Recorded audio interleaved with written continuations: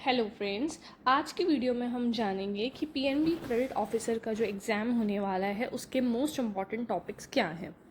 सी friends, ये मैं किस बेसिस पे बता रही हूँ क्योंकि मैंने पास्ट कुछ मंथ्स पे क्रेडिट रिलेटेड कुछ एग्ज़ाम्स दिए हैं एंड उनमें जो मैंने IBPS का ट्रेंड ऑब्जर्व किया है और लास्ट ईयर भी जो क्वेश्चंस देखे गए हैं उनके बेसिस में मैं ये मोस्ट इंपॉर्टेंट टॉपिक्स आपको बता रही हूँ। एंड इस वीडियो के एंड में मैं आपको ये भी बताऊँगी कि आप ये टॉपिक्स कहाँ कहाँ से कर सकते हैं, इनके सोर्सेस कहाँ हैं, क्या क्या है। पर इसके लिए मैं इस वीडियो को स्टार्ट करने से पहले मैं एक बात क्लियर करना चाहती हूँ कि ये वीडियो कोई भी किसी भी कोचिंग इंस्टीट्यूट का प्रमोशन वीडियो नहीं है। मुझे जहाँ से जो चीज़ अच्छी लगती है मैं वो आपको बताती हूँ। So first of all let's come on कि क्या इंपॉर्टेंट टॉपिक्स हैं। सो सबसे पहले आयरेक नॉर्म्स से क्वेश्चंस बहुत ज़्यादा ऑब्जर्व किए गए हैं हर एग्ज़ाम में। एनपीए से रिलेटेड कब हो, इसमें सिर्फ ये नहीं है कि SMA 0, 1, 2 कब होता है, एनपीए कब होता है, इसके अलावा भी काफ़ी सारी आयरेक नॉर्म्स में चीज़ें हैं जिसके बेसिस पे क्वेश्चंस पूछे जा सकते हैं। और ये MCQ बेस्ड एग्ज़ाम है तो आपको फैक्चुअल चीज़ें ज़्यादा पढ़नी है। तो ये पूरे एग्ज़ाम में आप नोटिस करेंगे कि जो फैक्चुअल चीज़ें वो बहुत ज़्यादा पूछी जा रही हैं IBPS के द्वारा। तो आपको वो चीज़ें अच्छे से याद करनी है, जो टाइमलाइंस है या कितना परसेंट क्या होना चाहिए, ये सारे डेटा आपको याद होना चाहिए। इसके बाद अभी PSL नॉर्म्स लेटेस्ट आए हैं, इनमें जो जो चेंजेस हुए हैं ये आपको बाय हार्ट याद होना चाहिए क्योंकि इसमें से क्वेश्चन आने के चांसेस अभी हाई इसलिए हो जाते हैं क्योंकि अभी इसमें रिसेंट चेंजेस हुए हैं। फिर RBI और सेबी के जो सर्कुलर है लास्ट 6 मंथ्स के, अब आप बोलेंगे कि सेबी के सर्कुलर्स क्यों, तो मुझे लगता है कि सेबी के भी कुछ सर्कुलर्स इंपॉर्टेंट होते हैं क्योंकि उन सर्कुलर्स में कुछ मार्केट से रिलेटेड डेटा होता है जो कि एग्जाम्स में पूछा जा सकता है। That can be capital market और मनी मार्केट से रिलेटेड कुछ भी चीज़ें से हो सकती हैं जो इस एग्ज़ाम के पॉइंट ऑफ व्यू से इम्पॉर्टेंट है। फिर ये आपको लास्ट 6 मंथ्स के कवर कर लेने चाहिए मेरे हिसाब से, क्योंकि वैसे तो कुछ बहुत पुराने पर से भी सवाल आ जा सकता है बट हम लास्ट 6 मंथ्स के कवर करेंगे। फिर मॉनेटरी पॉलिसी, अभी लेटेस्ट अप्रैल 2025 में जो भी चेंजेस हुए हैं इसमें CRR, SLR, अब MSF, ये जो परसेंटेज चेंज हुआ है रेपो रेट, इन सब में ये तो आपको पता ही होना चाहिए कि क्या इन्फ्लेशन रेट RBI ने बताया। और इसके मैं आपको भी सोर्सेज भी बताऊंगी कि आपको कहाँ से करना चाहिए। फिर बजट एंड इकोनॉमिक सर्वे 2025, इसमें अभी जो जो इम्पोर्टेंट बजट में काफ़ी सारी चीज़ें जैसे CDTMSE की नॉर्म्स में उसकी लिमिट्स को रिवाइज किया गया है और भी फाइनेंस और बैंकिंग से रिलेटेड कई चीज़ों के लिए स्कीम्स जो हैं उनमें बहुत सारी स्कीम्स है जिसका बताया गया है कि उसमें क्या क्या चेंजेस हुए हैं, तो ये सब आपको कवर करना है। इसके बाद हम आते हैं फिनेंशियल रेशियोज़ पे क्वेश्चंस हमेशा देखने को मिलते हैं। एक है तो question current ratio, quick ratio, easy debt equity ratio, DSCR, ये सब आपको फॉर्मूलाज पता होने चाहिए जो आपको बस वहाँ पे जाके आंसर निकालना है। और बैलेंस शीट फिनेंशियल स्टेटमेंट्स का आपको, बिकॉज ऑब्वियसली आपने CA किया है, MBA किया है, तो आपको इनका बेसिक नॉलेज है, बस आपको you have to brush it. फिर उसके बाद वर्किंग कैपिटल असेसमेंट, अब नायक कमेटी कब अप्लाई होता है, टंडन कमेटी के तीनों जो मेथड्स है ये आपको पता होने चाहिए। और अगर इस पर कोई क्वेश्चन भी आ जाए न्यूमेरिकल तो भी आप उसको सॉल्व कर सके कि बैंक कितना फाइनेंस करेगा, क्योंकि ये क्रेडिट एग्जाम है तो बैंक कितना फाइनेंस करेगा, और ये सारी चीज़ें भी आपको पता होनी चाहिए। इसके बाद बेसल नॉर्म्स क्योंकि हर बैंक पे एप्लीकेबल होता है, RBI जो है इसको हर बैंक पे अप्लाई करता है, तो इसीलिए बेसल नॉर्म्स की जानकारी होना ज़रूरी हो जाता है। बेसल नॉर्म्स में भी आपको पूरा बेसल जो 3 है उसे अच्छे से कवर करना है, और जो भी उसमें भी जो लिक्विडिटी रेशियो, लेवरेज रेशियो है, ये सवाल इंटरव्यूज़ में भी पूछे जाते हैं, इसलिए आपको इनको कवर करना ज़रूरी है। इसके बाद हम आ जाते हैं बेसिक फाइनेंशियल मैनेजमेंट या फाइनेंस से रिलेटेड, बैंकिंग से रिलेटेड जो भी चीज़ें हैं, मार्केट से रिलेटेड जो भी चीज़ें। मैं ये नहीं कह रही कि आप पूरा IPO का प्रोसेस रटो और वो सब करो, बट एटलीस्ट आपको पता होना चाहिए कि मनी मार्केट के कौन से इंस्ट्रूमेंट्स हैं। कमर्शियल पेपर है अगर, तो कमर्शियल पेपर की क्या ड्यूरेशन होती है, क्या डिनोमिनेशंस में इशू होता है, कितनी मिनिमम क्रेडिट रेटिंग चाहिए, ये सारी चीज़ें आपको पता होनी चाहिए। फिर कैपिटल मार्केट कैसे कैसे जो है एक कंपनी या बैंक पैसा फाइनेंस रेज कर सकती है वो आपको पता होना चाहिए। NBFC के टाइप्स आपको पता होने चाहिए क्योंकि हम बैंकिंग एग्जाम दे रहे हैं तो हमें banks, NBFCs, RBI regulated entities की बेसिक नॉलेज सबकी होनी चाहिए।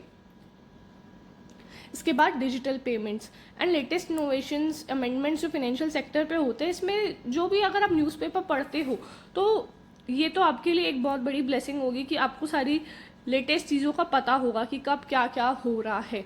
एंड ये सारी नॉलेज आपको एग्ज़ाम में काम आती है आपको, क्योंकि ये पीएनबी का एसओ क्रेडिट एग्ज़ाम है, तो आपको जीएसटी से रिलेटेड बेसिक बातें, इनकम टैक्स से रिलेटेड बेसिक बातें ये भी एक्सपेक्टेड होंगी कि आपको पता हो। और बहुत सारे सीए भी एग्ज़ाम दे रहे हैं तो ये तो उनका एक सब्जेक्ट ही होता है। इसके बाद अभी आते हैं कि कहाँ कहाँ से करना है। तो फ्रेंड्स, मैं आपको ये बोलूँगी कि अगर आपने कोई कोचिंग सी रमन लूथरा सर हैं या एडुटैप है, क्रैक ग्रेड भी है, वॉटेवर, अगर आपने उनका कोर्स लिया हुआ है तो एक बार आप आयरेक नॉर्म्स वहाँ से ज़रूर करें, किसी भी कोचिंग इंस्टीट्यूट के मटेरियल से। फिर उसको आप सप्लीमेंट करें ओरिजिनल जो आरबीआई का सर्कुलर है उससे, जो आयरेक नॉर्म्स वाला है। आई नो वो सर्कुलर बहुत बड़ा है, बट अगर आप एक बार उसको कोचिंग इंस्टीट्यूट के नोट से कर लेंगे तो आपको बेसिक पता चल जाएगा कि क्या क्या है। इसके बाद जब आप उसको 2 या सेकेंड या थर्ड रीड में आपको उसमें से जो भी फैक्चुअल चीज़ें हैं वो एटलीस्ट आप एमसीक्यूज में तो आप पहचान जाओगे कि क्या आंसर होगा। तो बस उतना देख लेना है कि जो एमसीक्यू अगर आए तो आप उसको टिक कर सको, चाहे वो कंफ्यूजिंग ऑप्शन ही क्यों ना हो, इतना बस रटना है आयरेक नॉर्म्स में। इसके बाद पीएसएल नॉर्म्स, ये तो क्रैक ग्रेड बी पे मयंक सर का वीडियो था जो उन्होंने बहुत अच्छे से एक्सप्लेन किया हुआ है पहले क्या चीज़ थी और अभी क्या क्या चेंजेस हुए हैं, तो ये आप वहाँ से कर सकते हो। मैंने ये वहीं से करा है। और आरबीआई सर्कुलर, सेबी सर्कुलर आपको जहाँ से अच्छे लगते हैं, यूट्यूब पे फ्री वीडियोस है, इस पर एडुटैप की है एंड अनुज जिंदल सर की भी होती हैं एंड लक्ष्मी मैम है एक, उनकी होती है। डिकोड इंडियन करके एक टेलीग्राम चैनल पे भी आती है, उस पर एमसीक्यूज़ भी आते हैं। तो आप, मैं ये नहीं कह रही कि आप अलग अलग जगह भटको, पर जहाँ से आपको अच्छा लगता है, जो चीज़ जिस टीचर की अच्छी लगती है उसको वहाँ से कवर कर लो। और आरबीआई सर्कुलर्स पूरे पढ़ना, I know it's not possible, इसीलिए आप इनको उनसे कोचिंग मटेरियल के थ्रू पढ़ सकते हैं। इसके बाद मॉनेटरी पॉलिसी का तो मैं आपको बोलूँगी कि इसका मॉनेटरी पॉलिसी का ओरिजिनल जो स्टेटमेंट है उसको पढ़ें, और अगर उसमें भी आपको हाईलाइटेड चाहिए तो मॉक मेंटर करके एक टेलीग्राम पे चैनल है आरबीआई का, उसमें उन सर ने इसको हाईलाइट करा हुआ है। इसके रिलेटेड जो भी डॉक्यूमेंट्स आरबीआई ने रिलीज़ किए हैं, ज़्यादा बड़े नहीं हैं वो, कुछ पेजेस के ही होंगे, 8-10-20 पेजेस का ही कुछ होगा, तो वो इजीली आप वहाँ से कवर कर सकते हैं, उसमें भी वो हाईलाइटेड आपको मिल जाएगा। इसके बाद आते हैं बजट एंड इकोनॉमिक सर्वे में। इसके लिए बेस्ट सोर्स यार मुझे तो पीआईबी लगता है हमेशा, क्योंकि पीआईबी में भी समरी और हाईलाइट्स दोनों, अगर आप इससे ये बजट और इकोनॉमिक सर्वे करते हैं तो आपकी बेसिक सब कवर हो जाएगा।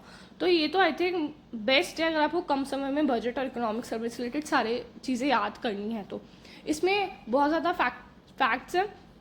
सो आई सजेस्ट जो एग्ज़ाम से रिलेटेड आपको लगे या जो कुछ बड़ा ही चेंज हुआ, CTMSC की लिमिट रिवाइज हुई है, वो आप याद कर सकते हैं। अभी इनकम टैक्स जो स्लैब्स न्यू आए हैं उस पे से क्वेश्चन आ सकता है, तो आपको ये चीज़ें बाय हार्ट याद होनी चाहिए।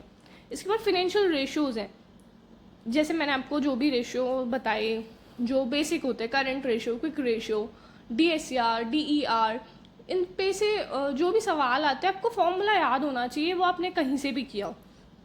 एंड मुझे जहाँ तक याद है शायद सी रमन लूथरा सर की टेलीग्राम पे इससे रिलेटेड शायद कोई PDF थी या एक वीडियो था जिसमें से आपको इसका बेसिक मिल जाएगा। उसके बाद वर्किंग कैपिटल असेसमेंट, इसको आप कहाँ से कर सकते हैं, यूट्यूब पे बहुत सारी वीडियोज़ है, शॉर्ट्स भी मिल जाएंगे आपको, फटाफट आपको बस इनका बेसिक कवर कर लेना है। एंड इसके बाद बेसल नॉर्म्स, ये भी आप किसी भी कोचिंग इंस्टीट्यूट का जो भी मटेरियल यूज़ करना चाहें, एडुटैप, CGP, वॉटेवर जिसका भी आपको पसंद हो उससे कवर कर लीजिए। इसमें कुछ ऐसा बहुत ज़्यादा याद करने का नहीं है, वही स्टैटिक रहता है।